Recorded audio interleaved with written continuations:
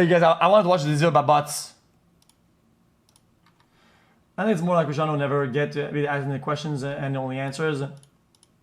Well, I think so. The point of the Ronaldo YouTube, right? So people finally get to see a different part of Ronaldo, right? So even though he's an interviewer and he has a guest, right? I feel like they didn't do a really good job at introducing Ronaldo to the format that they probably want to have, right? So here, learning more about him. So usually it's a balance between knowing your guest and the guest knowing you, right? At the same time, the audience gets to know both, because the reality is his viewers of Ronaldo don't know that much about Ronaldo, or about Ronaldo and Mr. Beast, and you strike a balance. But there we got like none of each. We got to know almost nothing of either of them.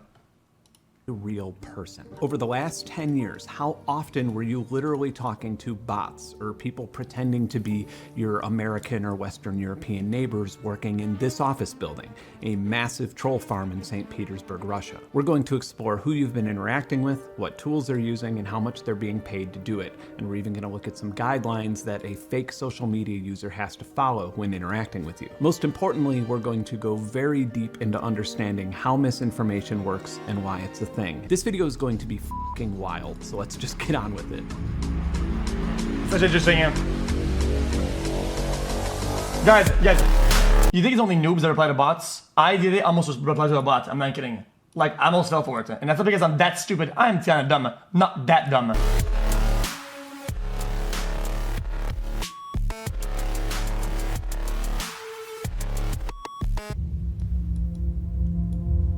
I've been fascinated with postmodern politics pretty much my entire adult life, at least since 9/11. If there's a book about it, it's probably on my bookshelf. I named an entire album after it. This era of existentialism and politics blending seamlessly at a time when there's incredible technology emerging is a very strange place in history that will probably be remembered for as long as humans exist. Politics have always contained a generous helping of bullshit and exaggeration, but what we are experiencing in America and many European countries right now is not that. It isn't hiding from the truth. It is intentional, rampant public... Chat, am I wrong? I think he's wearing so much makeup that the screen looks blurry. Obfuscation of truth's definition. It's called the post-truth era, or consensus reality. I'm going to do my best to approach this with as little political bias as possible, because wherever you are on the political compass, whether you agree with me or disagree with me, misinformation is an attack on you. True. And to understand how and why that works, we have to go back to the turn of the century, as post-Soviet Russia was recovering from hyperinflation and dealing with extreme social dysfunction, and this resulted in a higher per capita homicide rate than anywhere in the world today. In the early 2000s, the Russian government dealt with their social dysfunction problem by getting covertly involved with youth movements and fringe political parties. At the time, a man named Vladislav Surkov was hired as a close advisor to Vladimir Putin. And remember the name Surkov, because he is quite possibly one of the most fascinating and important figures in contemporary politics, and I bet that by the end of this video you will agree with me. This might be a little bit of an oversimplification, but Surkov believed that instead of trying to hide truth from people, you attack truth itself. For example, some of the people that Vladimir Putin had allegedly had killed or assassinated ended up turning up alive months or years later. Others were revealed to be Putin loyalists that were suspected to have been killed by radicalist groups that opposed Putin. Putin repeatedly warned of opposition parties staging a false flag operation by executing their own leaders and then pinning it on Moscow, and then both real and fake bloggers speculated on who that might be and what that might mean. So when the time came for Putin's political rival Boris Nemtsov to be shot and killed down the street from the Kremlin the night before a large rally he had organized, the truth was so obscure for people that they just chose their own personal ideal realities. Putin loyalists blamed his critics, and Putin's critics blamed him. And in this thick fog, over the decades, hundreds of journalists were murdered, imprisoned, or deported under Putin's leadership. After the financial crisis, as the Arab Spring and Occupy movements were gaining traction and spreading in the West, Surkov had the Kremlin supporting more youth movements such as the anti-fascist group Nashi and right-wing nationalist Interesting. group Project Network and Project Set, among plenty of others with sometimes violently opposing ideals. The key difference this time is that it wasn't a secret. Jeff, for the sake of the video chat, I'll agree with most information being given, and if it's ended up being wrong, then it sucks. But we'll go back at one point. Administration was completely open about it. Every group enjoying the financial and political support of the Kremlin now knew that their opponents were too. Every voter whose interests had parity or commonality with one of the groups now realized that a government that they hated or loved was supporting it and the group opposing it, and vice versa. If the run-on sentence that just came out of my mouth is a little bit hard to follow, good. That's the whole point. Imagine being a politically active Russian citizen at the time. It was absolutely confusing by design, and Surkov had realized that the path to definite, unchallenged power is one where objectivity, logic, and truth are removed. You cannot defeat what you cannot define. In 2013, notorious oligarch and leader of the Wagner mercenary group Yevgeny Prigozhin, also known as the saddest thumb in Russia, formally started the Internet Research Agency in St. Petersburg, which was in close collaboration with Moscow and therefore Surkov. So in 2014, the operating budget of the IRA was close to $1 million a month. And the reason I'm using US dollars in this video is because the Russian ruble's value has been kind of all over the place in the last few decades, to say the least. True. This monthly million or so dollars paid for around 300 employees to write around 30,000 posts. I was lucky enough to find somebody who had this job and who had secretly saved documents, and they were paid what would roughly amount to between $900 and $1,200 US dollars per month. And this is adjusted for inflation, so not really great money. They would typically hire anybody willing to work for a data entry job listing, and then they would be required to sign an NDA before finding out what they would be doing. Allegedly, some of the people that took the job ended up not being able to read or write well, even in Russian, and had to be let go. And most of those who remained found the work agonizing. So the average employee retention was only a few months. So early on, most of this work was done on Facebook or VK, and it was mostly concerned with regional issues, such as puppet accounts pretending to be Russian nationalists living in Ukraine, calling for the annexation of their own country. And some relatively advanced marketing tactics were used. One such tactic was repetitive association. They'd use a specific ugly word. This guy's targeting a lot more Russians. I guess it's because of the part of the video that he's doing or whatever. But dude, in America, don't think this is like some, oh guys, only Russia does this. Bro, everybody does this shit. This is a global problem. Or insult with a politician. Maybe politically more Russia, maybe, I don't know. But context. For example, I'm just going to be honest with you here. I personally think that Vladimir Putin's head looks a lot like a pea. And I'm sorry you can't unsee this ever. So let's just call him Pea-head Putin. Obviously, I don't have any sort of thing to tell you about Putin that has to do with peas other than his head looking like one, but Pea-head Putin wants to subjugate Ukraine. Some people believe that Pea-head Putin wants to recreate the Russian Empire and renegotiate the end of the Cold War. Some believe that he's desiring total world domination inside that little pea head of his. Months and years of this over and over might make you take this person a little bit less seriously as a leader, and it's actually effective. And think about where else you may have seen this. Is just odd. This is just odd. Lion Ted. What's your name? My name's Lion Ted Cruz. Crooked Hillary, Sleepy Joe and Crazy Bernie. But very quickly, within a few years, the IRA program aggressively expanded and set their sights. When you show bias towards something and to the point where you do your personal attacks, whatever, right? Yeah, I get it. I'm not trying to be a Putin defender, whatever. It's not about that. The information you're going to say about stuff that is inclined towards, it's going to look like it's biased. It tarnishes everything else. That's all I'm saying. On the upcoming 2016 elections in the United States. When doing research and interviews for this video, I obtained quite a few documents, and my favorite of those documents are the guideline that troll farm workers have to follow when interacting with Americans. And it's the point that you're missing, my point. Share the documents down below, but here are some highlights of how the troll campaign works. So each troll farm employee must make 2 different tiers of troll accounts, and in the first tier, you have to purchase 20 pre-existing Facebook accounts with pre-existing community membership. Okay, guys, what if I say, guys, I will tell you today 20 actual real facts about super orange face Donald Trump lol magatard Andy. Do you think that these 20 truths are maybe curated, maybe cherry-picked, maybe they're biased? Well, yeah, now you absolutely know 100% where I'm coming from because of how I presented that person. Does that make sense? Now you're kind of on the defensive.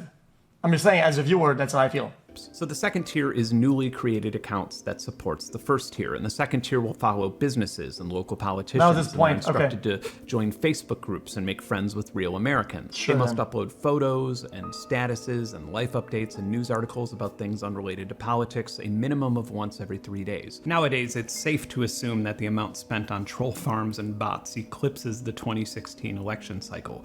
It's more rampant than it's ever been. But even back in 2016, when you go through the reports of the tiny sliver of things that have been proven to be Russian trolling, it's staggering. There are images, videos, posts, entire online campaigns that I personally remember seeing that ended up being 100% intentionally fabricated. Chat. If you're an American... Chat, in America, chat, we have this for streamers. I'm not even kidding. This actually exists for streamers, okay? I'm not gonna show proof or anything like that. I don't want to throw everybody under the bus, okay? But all the main accounts literally work and talk with streamers in DMs and group DMs, right? And they coordinate posts and shit like that.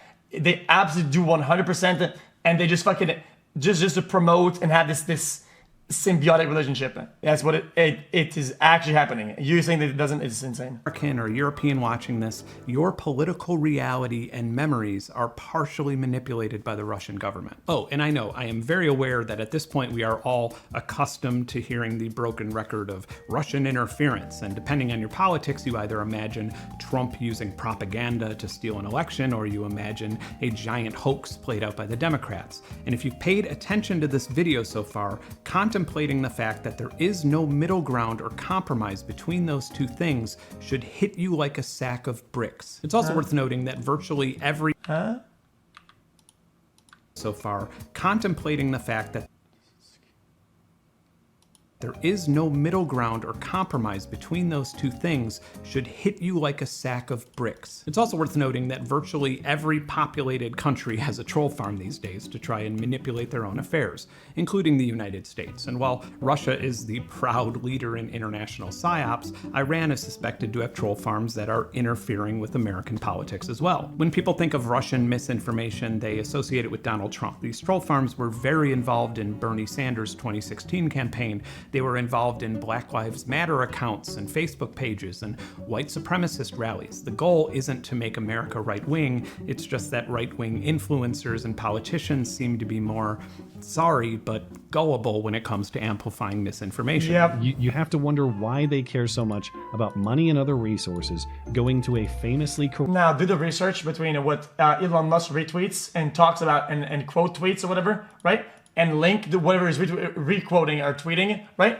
Link those guys to where they got their information from, and then you're gonna have a perfect cycle. Corrupt country. Is it crucial that the money and those resources are actually fighting Putin, or is it crucial that the money and resources do other things? These politicians might have some significant interest in where the money and resources go in that particular famously corrupt country. Funding a government in Ukraine that's putting priests in jail, sending the army in to close churches. And coming to a Russian grocery store, the heart of evil, it will radicalize you against our leaders. So how does this all work? For example, in the last week alone, there have been numerous leaks of US ballot counters of poll workers destroying votes, and those videos were entirely fabricated and filmed by Russian troll farms. How exactly does that wind up on your feed? Okay, so this part gets dark, really dark. Telegram is notoriously filled with CSAM, or child sexual abuse material. In fact, the CEO, Russian-born Pavel Durov, was just controversially arrested in France a few months ago in relation to this, as Telegram proudly ignores court orders, warrants, watchdog groups, or user reports flagging CSAM on its servers. Just one nonprofit group, the National Center for Missing and Exploited Children, has received over 570,000 reports of CSAM on Telegram. There's a staggering amount of Telegram group chats and channels that obtain the material through hacking or blackmail and then use the chat's file retention to host it while charging users cryptocurrency for an invitation to the chat and access to the content. If there's one positive thing about this, it's that this improvised payment gateway limits the spread of the material and makes it less likely to show up in unrelated channels. But unfortunately, Recently, that's changing now too. There are tons of really popular random Telegram channels with hundreds of thousands of users, and they're completely open to the public, and they're in both Russian and English, and on them, anything goes. And please watch the rest of this segment before checking them out for yourself. These channels or groups attract a younger, male, edgy audience looking for content that would otherwise be censored or moderated elsewhere on the internet. And wherever you are on the political spectrum, I'm assuming that we can agree that that personality type is more likely to be a political extremist. So it turns out that more than a few of these channels are set up and moderated by Russian troll farms who feed them a variety of crazy viral videos containing assault, death and nudity, war propaganda videos, political propaganda leaks, and allegedly porn and shares and leaks from the CSAM channels. I wouldn't recommend ever joining one of these channels under any circumstances. Wait, the what now? From the CSAM channels. I wouldn't recommend ever joining one of these channels under any circumstances, as there may be more to this than simply just using illegal content to lure edgy Americans into being fed misinformation. If someone is posting zero-day manufactured political propaganda on X, there's a realistic chance that they have unencrypted thumbnails of all of the media that they've encountered on those Telegram channels stored locally on their computer or phone's Telegram cache, even if they weren't seeking out illegal content and even if they didn't download anything. All I'm saying is that the fingerprints and tracks many of these users are leaving behind opens a lot of opportunity for blackmail or extortion, and I think that there's a chance that there's a bigger story behind that. So our zero-day user shares the leak, in this case saving a video from Telegram and uploading it to X, and this video surfaced 4 days ago on October 31st, showing Haitian migrants claiming to vote multiple times right here in and around Atlanta, Georgia. Now the FBI, CISA, ODNI, to name a few, it's not that Russian bots are right-wing. I think that the main point was that right-wing Andes are more prone to fucking retweet and not the research and just go along with whatever is. Ooh, there's a conspiracy, because they're looking for conspiracy in most. That's just what it is. So they'll bite more often. All flagged it as disinformation using an influence actor. I used creepy facial recognition to find multiple matches of a South African actor. I'm not going to dox him, but I'm pretty sure that this guy was at a film festival in Cape Town a month ago. So AlphaFox78, a popular meme and crypto account operated by an unknown person, also re-uploaded the video to X. And that video got reposted by a lot of... It's not a take it, it's the reality, okay? How many conspiracy theories that are pretty far-fetched comes from the left? Probably a lot. How many from the right? Well, a colossal amount. That difference in between the both, right, makes the right, or people that are more right-wing, to bite more often on a piece that could be baity or baiting a potential conspiracy just by the numbers. That's all this means. It doesn't mean that it's bad or good. Accounts on October 31st. By amount. And it was sheer volume. Repeatedly by Amy Kramer, the Republican National Convention committeewoman for Georgia. And after the very Republican Georgia governor and Secretary of State both told her that it was disinformation, she wrote a novel about her rights and blamed everybody else. And still, 4 days later, has not removed the fake video. Gives the examples. Think about the most of the bigger claims currently. Think about all the hoax that you think of them, right? All the hoax or all the things, right, that are being said. The dogs and the cats, the school shooting thing, the Boston bombing is fake and actors, all of that. The people that were cooperating, the people that bid on those, and the people that investigate those channels and really were very adamant about voicing about that. All or most right wing. What about it? The hurricanes, the voting machines, the dogs and cats. What else? The vaccines. Yeah, okay. I'm sure there are some of them that are more and bit on more by less people, sure. But by sheer volume, less. Why are you offended by that? Minimizes the video. But hey, let's pause for a moment and acknowledge these X users' freedom of speech, even though it's not a First Amendment issue because X is not the government, but you know what I'm saying. If I were to, I don't know, upload a short clip from last night's Last pause for a little bit. ESPN, how long would it... Okay. Misinformation moves at a faster rate than accurate information. People say, some documentaries, some stats say eight times more misinformation, okay? Even if you were to have no bias, and then you explore theories or whatever, right? Even though, right, if you get one that is actually ends up being false or whatever, right? well, you cause a lot more damage than not. Therefore, the people on the right that are looking more for it, that are more prone to go into that, when they get baited by that, the damage is a lot. They are just a more potent tool for those troll farms, legitimately. They're targets. To take X to intervene and remove it? Well, I did, and the answer is 9 minutes. So the mechanism to automatically moderate content is certainly still there. It's just apparently disabled or very slow when it comes to foreign misinformation. You know what we should do? Let's revisit the X/Twitter timeline in the last 2 years, because many of my viewers will remember almost all of this stuff, but it hits pretty hard when you see it all in one place. Sure, I'm gonna be very critical of this. this. In October of 2022, Twitter had a fair valuation of about $30 billion. And after a whole year of unsuccessful scheming and negotiating, Elon bought Twitter for $44 billion. Despite being the wealthiest man in history at the time, Elon borrowed about a third of this from lenders like Morgan Stanley, Fidelity, Barclays, and so on. And of course, Elon has not paid back the debt to these banks, and the loan is now widely regarded as the worst buyout deal for banks since the 2008 financial crisis. A month later, banned and suspended accounts were reinstated in mass, including but not limited to accounts that were banned for inciting violence, bots, and confirmed misinformation trolling accounts. Also in that month, Twitter verification was completely overhauled and monetized. You used to require multiple high-level news sources citing you as a notable person to get verification. Now, anybody with a prepaid foreign credit card could easily become a verified member.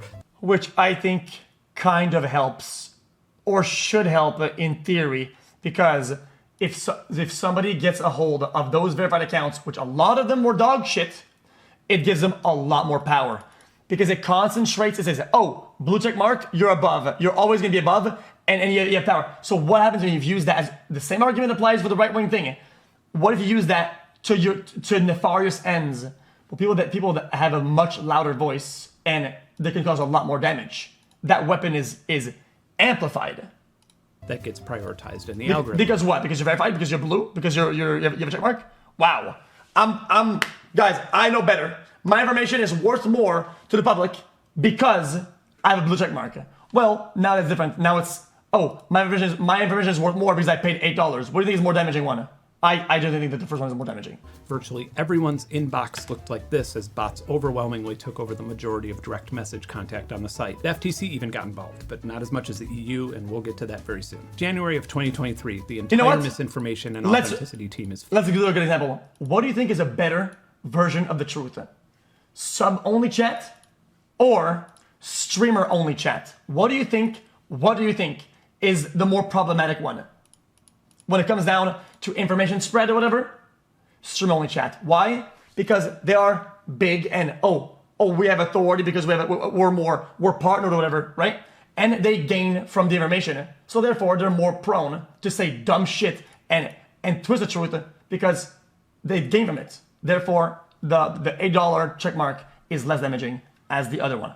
Fired. A month later, API access is closed and put behind an extraordinarily expensive payment gateway. API access allows you to read, connect, and even post without loading the entire user interface and images. APIs are very common and they are used universally with every social media site, and Twitter was the first to restrict access to it, which is unheard of, by the way. If you're a social media company, you want people accessing your site from things like indexed search engines. That's how you get new users and ad revenue. Even Reddit, who was just recently massively boycotted for restricting API access, allows free API access for academic and educational use. It's also potentially legally problematic to invite users to create and post content to the public. Not unheard and of, later but decide to lock it up behind a paywall from the public. So using Twitter's API would now cost a user $100 a month for extremely limited use, and a minimum of $41,000 per month for custom use, and who is allowed that is decided privately and internally. What the f***?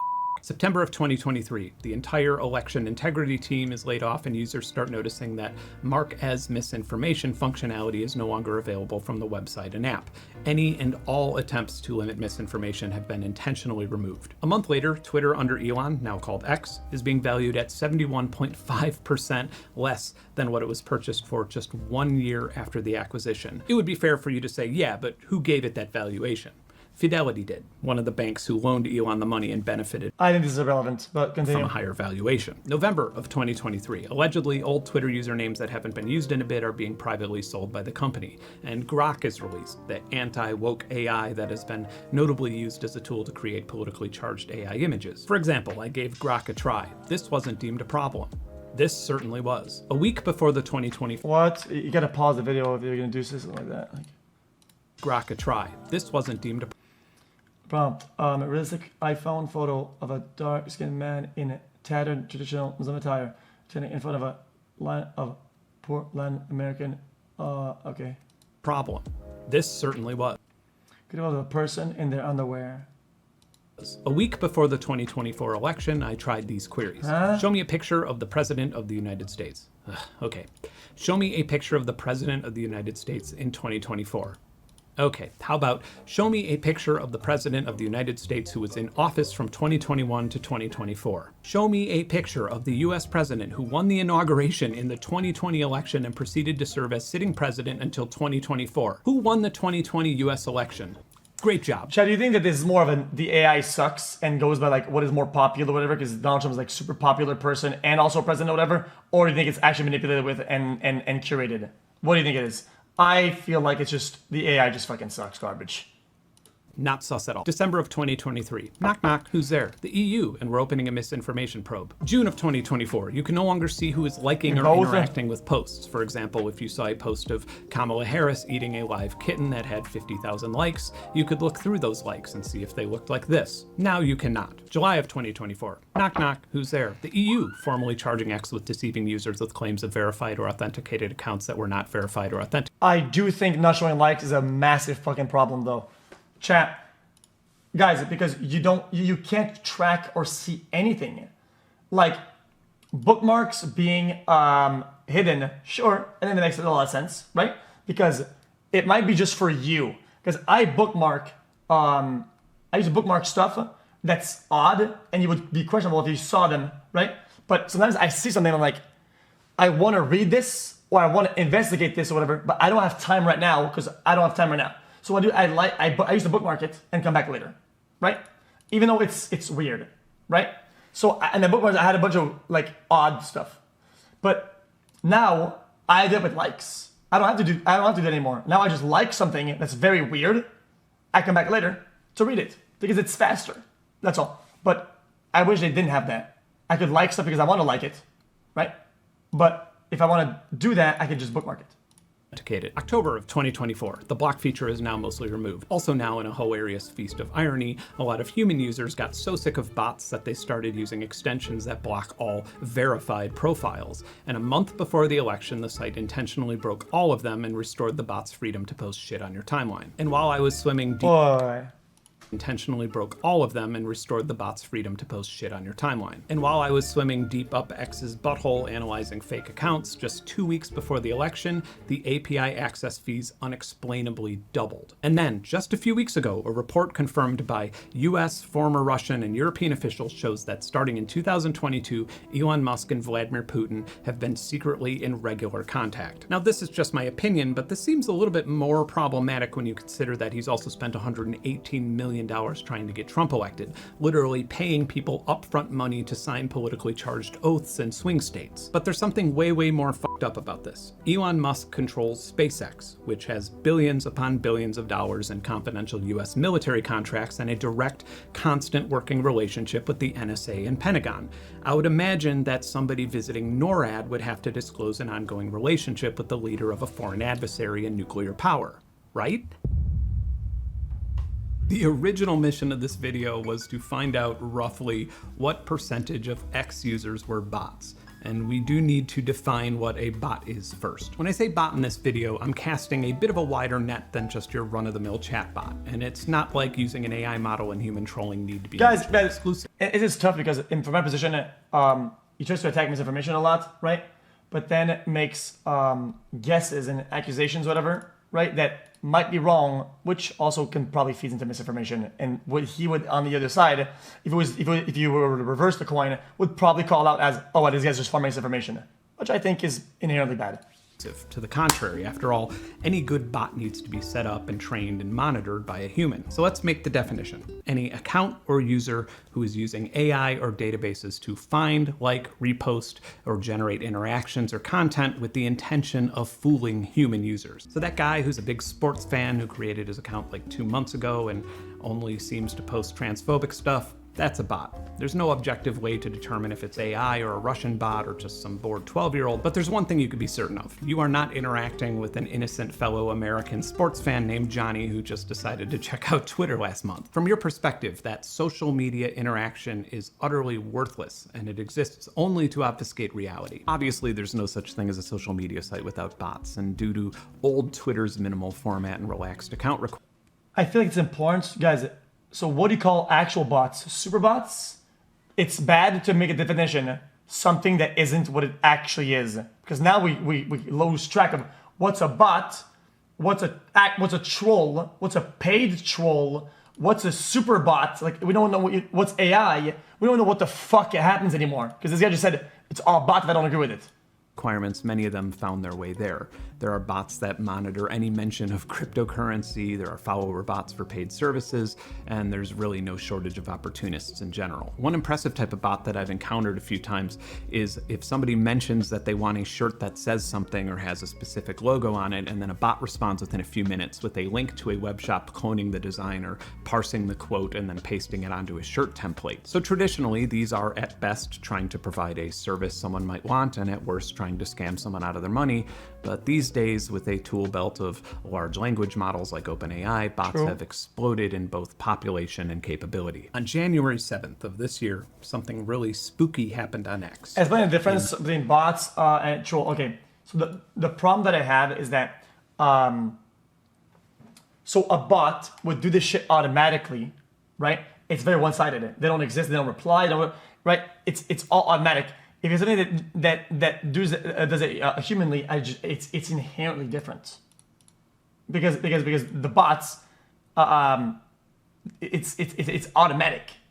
Well, one being manual means that they'll probably. Hold on. Now I'm thinking about it. And that's actually a fair question.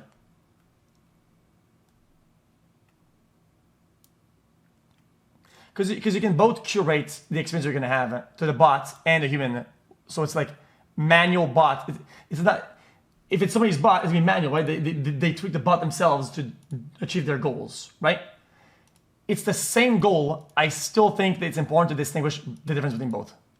I think. And hundreds of thousands of conversations, debates, and interactions, a whole lot of those people participating in them announced that continuing would be in violation of OpenAI's acceptable use policy. And while the vast majority of those posts ended up getting deleted and cleaned up pretty quickly, you can still find almost daily occurrences of this when a bot is configured wrong. Unlike Elon's edgelord anti-woke grok bot, OpenAI does have some content restrictions in an attempt to prevent misinformation. And while you can try to fine-tune your model around them, when they change a small rule or filter, you risk ending up with hundreds of thousands of seemingly legitimate users apologizing about OpenAI's acceptable use policy. But there's another popular option that I didn't even realize existed until speaking to some software engineers who used to manage them.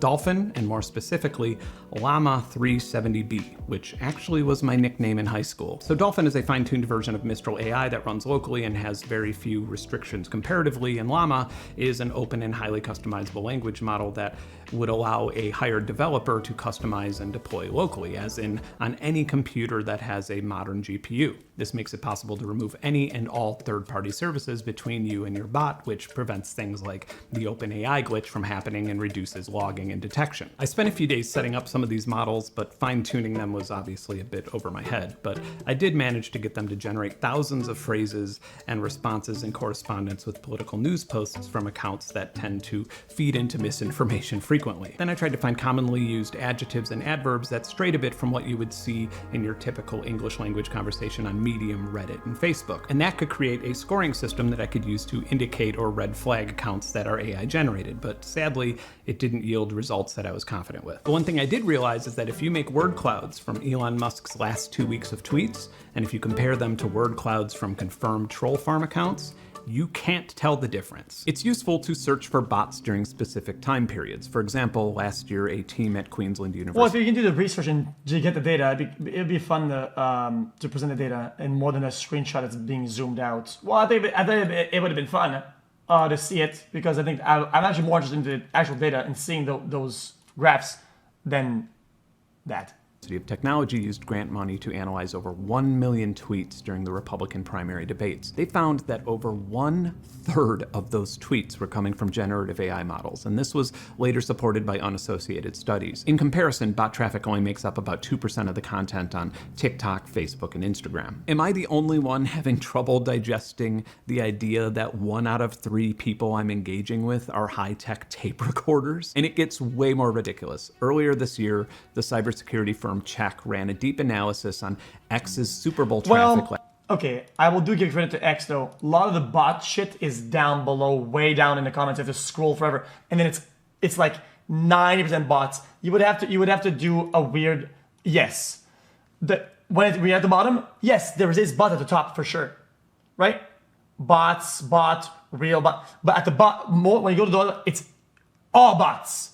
I'm saying the density changes from top to bottom, so your interaction isn't those stats themselves. I'm not lost, I'm right. Found that as much as 76% was coming from fake accounts, leading to over 17 billion paid Super Bowl ad views that were not actually being delivered to anyone. Just a few weeks ago, while I was already working on this video, a Cyanber report showed that when Elon Musk was positioning himself against Kamala Harris on X, over 40% of the activity was driven by inauthentic accounts. And they had confirmed what I had already learned and mentioned earlier. Okay. I will draw this one time and then we can move on. Let's say this is a post, okay? And let me just grid it up real quick. Hold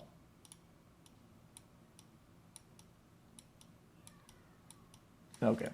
And then I'll go like this. Hold on. Yeah, you guys don't skip this, okay? This is important, guys. It's. Hold on. This like every slice here is a reply, okay? Every slice here is a reply, okay? Let's say this is bot, real, bot, real, bot, real, bot, real,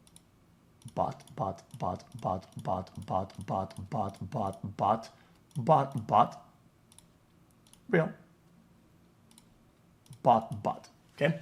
Let's say this is what's up, okay? The average user, when viewing a post, can we agree at least that you're gonna scroll through about this much, at most, in between that bracket? Can we at least agree to that? At least. You're not gonna keep scrolling like a maniac, the replies? If this bot percentage is 80%, and this bot percentage at the bottom that you don't really view is like 95%, then you cannot say that, oh guys, the content that I interact with is 90% bots. It's gonna be more towards the top layer percentage, right? So we present those stats. You cannot say, well, I interact on average with 1/3 of bots, because 1/3 is bots. Well, that's not really how that works. The number is going to be definitely skewed towards a representation that is a little bit less bots, even though marginally, that's what I'm saying. Earlier in this video, I'll quote them. 2 distinct bot clusters working in tandem to amplify traffic and drive engagement. And as of last May of 2024, they found that bots had increased on the platform by 10-fold. Hey, I'm the person who does all the editing and motion graphics grunt work for this channel. It's been an interesting last 10 or 11 days since the election. So a few days ago, I got my hands on this pre-published paper from Queensland University of Technology, which should, at least the pre-published, should be public by the time this video comes out. And they found what appears to me to be pretty undeniable evidence that there was a staggering amount of algorithm manipulation towards right-wing accounts starting in July of 2024. I believe that. For example, the yellow line here is Elon Musk's retweets, and then The green is the base average of the site. And then boom, look how far this starts deviating, especially once you get right near the election. Okay, I just have a hunch here. Elon Musk endorse Trump tweet. That is literally the day of the unified change point. And here's something that is batshit insane, but not surprising at all. Could that? Oh, that's tough. I feel like you can't just look at something and just interpret it like you want to.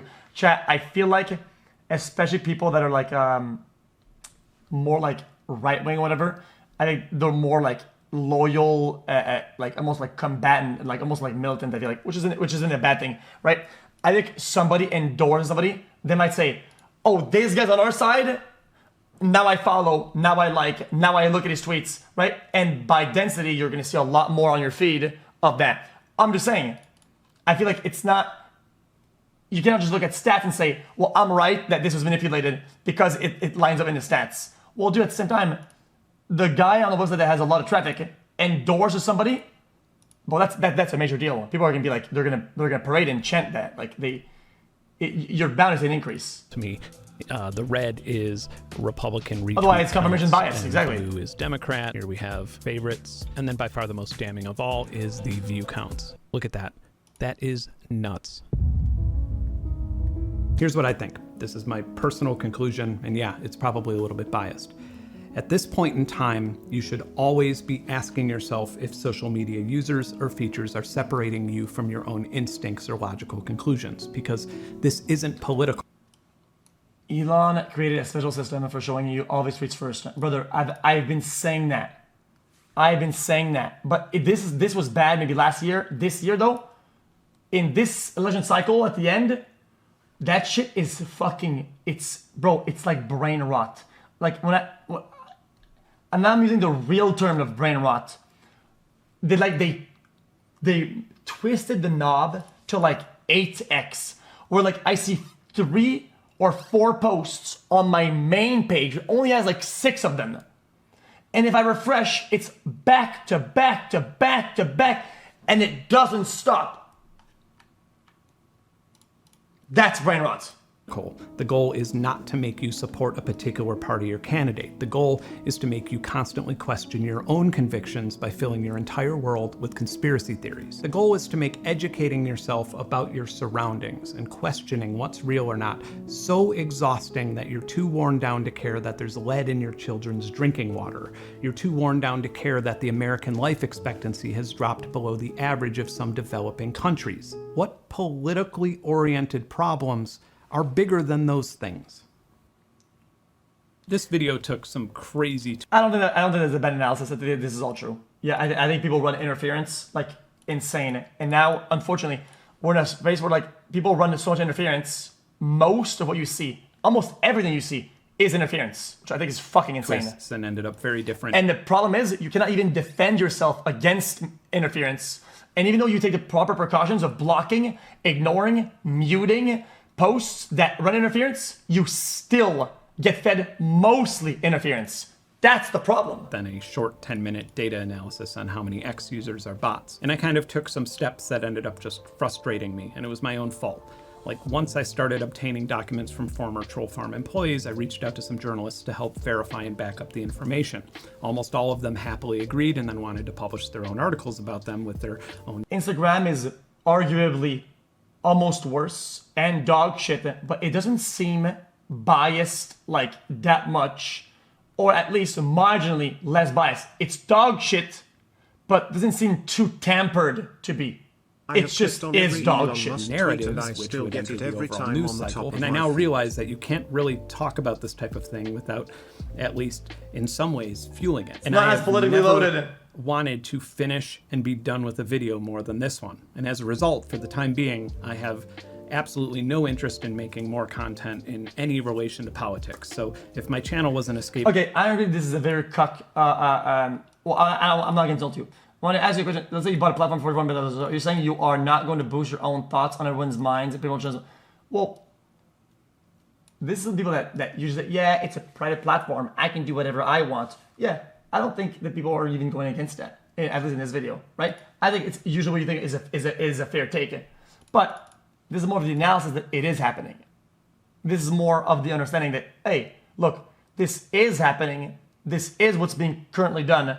Not that it's bad or whatever, right? It's an analysis, I think. Well, these guys make advice. My analysis is more like, analysis more, I feel like. From that stuff for you, it hopefully still will be in the future. As you may or may not know, I typically don't do ad reads or sponsorships on this channel, but if you say it is bad, but the minute that you were offered the option to pay $8 to have more authority, you probably did it, and you're probably a blue check mark. So you're not like any better in this interaction, are you? been watching this video so far and are thinking, wow, I have absolutely no solution on how to read news, then you'll see that this sponsorship actually fits and it will benefit a charity. So a few times earlier this year, a company called Ground News reached out about a sponsorship via email. And just from the description of what it was, I was curious and I checked it out, and I didn't actually respond to any of the emails, but I ended up pretty much exclusively using their site and... Interesting. It's an ad read for the rest. Got it. I'm still